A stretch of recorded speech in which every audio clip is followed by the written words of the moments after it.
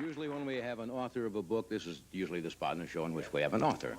My next guest is an author. Touching and inspiring story called Intertalking by my next guest, Joan Rivers, whom I don't think is going to look, when she comes out, like she does on the back of the cover. Would you welcome Miss Joan Rivers?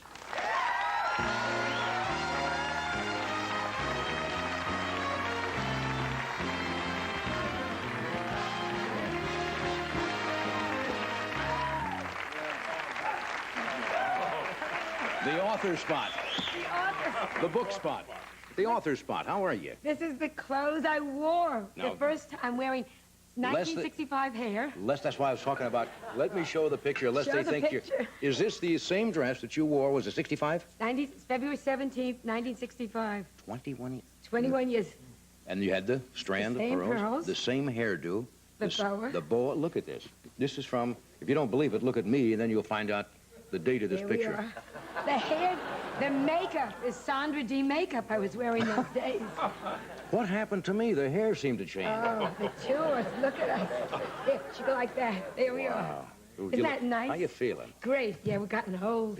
It's very hard for me to believe sometimes on the time frame to think that it was 21 years ago when you first came out and sat down. Do you think you're any older? I don't feel any older. I feel great. Yeah, you know when I feel older? I went to buy sexy underwear, and they automatically gift wrapped it. Oh. And you go, oh.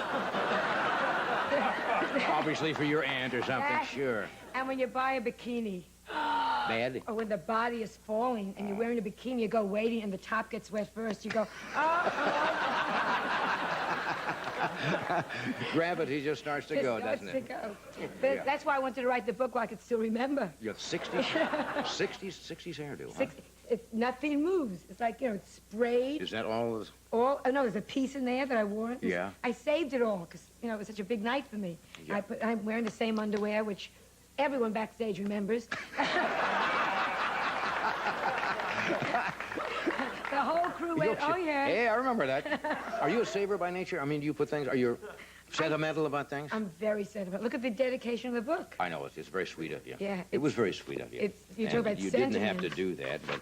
It's two.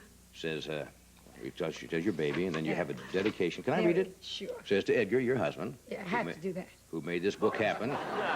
Who made this book happen, and to Johnny Carson, who made it all happen. Yeah. Well, that's very sweet of you. That's nice. Of course, I didn't make it all happen. Oh, yes, you did. I can only take credit for putting on the show, but I did say one thing that night, which I have seldom said on this show over the years. You finished your routine, and you were devastating, and the audience was just falling apart, and you walked over and sat down, and I said, you know, you're going to be a big star. I remember. And that's something you don't say because it always sounds like, you know, you're just... And I looked behind me. I couldn't believe you were talking to me. Yeah. And here you are. And Milt Kamen was on the show with us that time. That's right.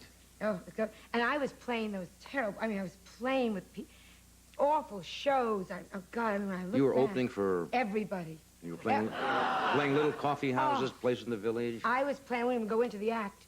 I was opening for Juanita and her amazing vibrator. I mean, Nevertheless, a fine act. I mean... I was so bad. Juanita didn't skyrocket, did she? No. No. Shorted out one night and the career was over. But... Looked like Don King. Yes. Do you remember some of your first jokes that you thought that were dynamite and went out and just went... Oh, terrible. Do you remember your first act? Some of them, yeah, and you just go, oh, yeah. I was doing a thing about, my mother has two of us, I wasn't married. My mother has two of us at home that weren't, as the expression goes, moving. And the audience would go like, that was what the audience would go like like. that. Oh, terrible joke that you had the guts to say. Yeah. Do you remember, do you have fond memories of the early times in the career? Or I do now. Yeah. Looking back. Yeah. You know what I mean? We were all down the village together. Bill Cosby was there, and Richard Pryor was there, and Barbara Streisand. It was all in the book. You know? Yeah. And we were all stumbling all over each other, and that was exciting then. Right. But am I glad it's over with? I mean, you know, you can eat ketchup soup for a little bit. And then that's it, you know. And I had no boobs that time, you know. I looked terrible. Yeah. You mean these have changed since 65? I mean, I know the dresses. I mean, has there been new additions to your person that... Well, what I did, I put in what I had in 65. There's a lot of rubber in me tonight. See, I had some boobs. I had so much rubber in me, they erased what I had. And it's just like... Except, you know something? With age comes wisdom. Yes. You don't need big boobs to be feminine. Look at Liberace. You don't...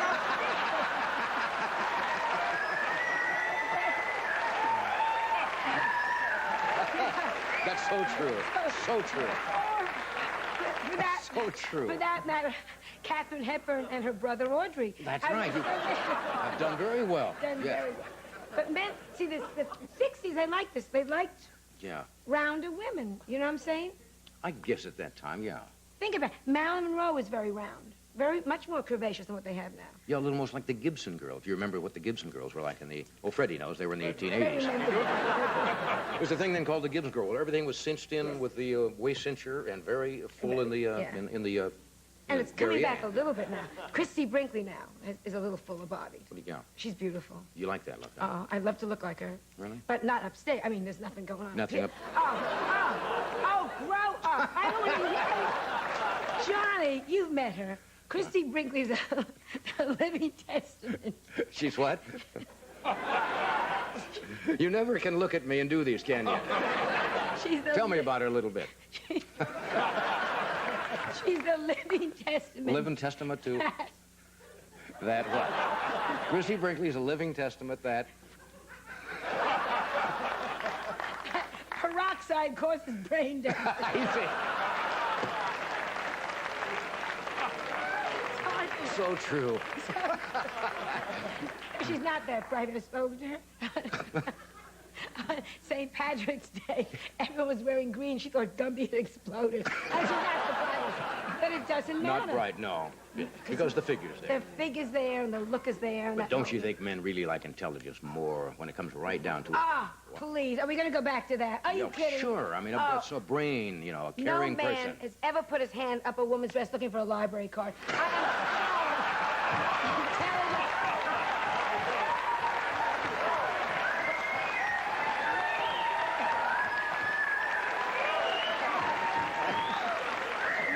So true.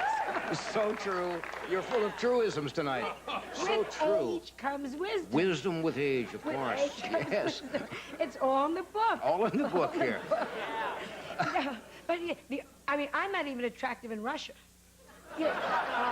Russian women. Yeah. Russia is the only country in the world where men carry rape whistles. I mean, not a pretty sight over there, is it? Not a pretty sight.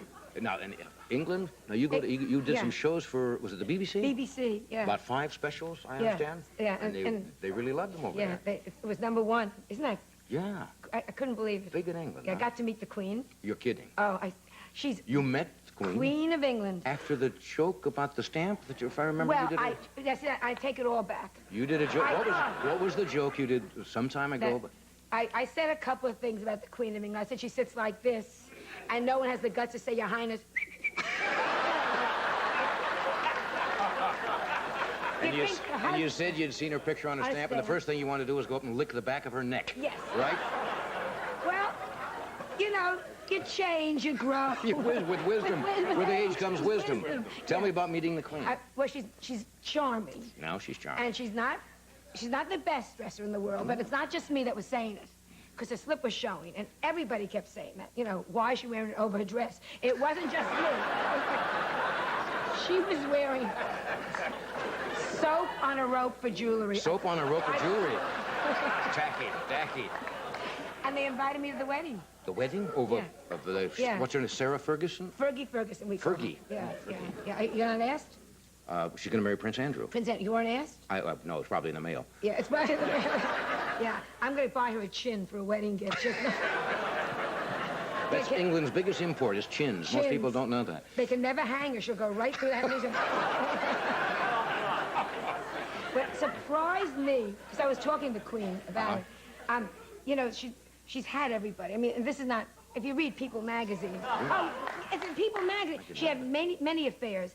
I mean, she's had England, Ireland, Scotland, and Canada, and she's going to wear white, which makes me laugh. Didn't know that. Except everybody wears white. Did you go to Madonna's wedding? No. Wore white. Oh, hairy. I have never seen. She raised her arm. I thought Tina Turner was under there. I have never seen her.